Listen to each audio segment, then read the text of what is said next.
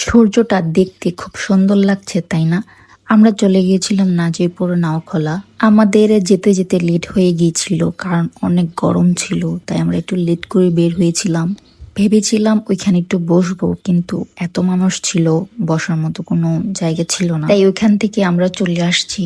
এখন আপনাদের দেখাবো একটি ফুল পাড়ার আত্মকাহিনী।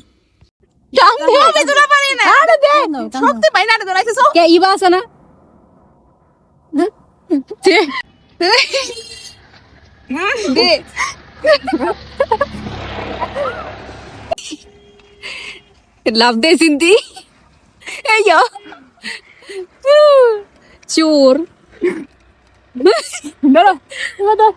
এই যে এটা পারি না অনেক আরে কাহিনী করিস না আল্লাহ চোর আরে সেটাতে তো করব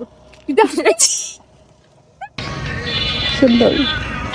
ফুলপাড়ার মিশনে পাশ করছে আমরা। তারপরে চলে গেলাম পিজা খাইতে। অর্ডার দেওয়ার পর ওরা সাথে সাথে পিজাটা বানিয়ে দেয়। উফ, দেখতে যেমন ভালো লাগে, খেতে অনেক মজা। দুইটা ফ্লেভার আমার আর আমার ননদের খুব পছন্দ। একটা হচ্ছে ডিটক্স আর একটা হচ্ছে টার্কিশ। গরম গরম খেতে যে কি ভালো লাগে।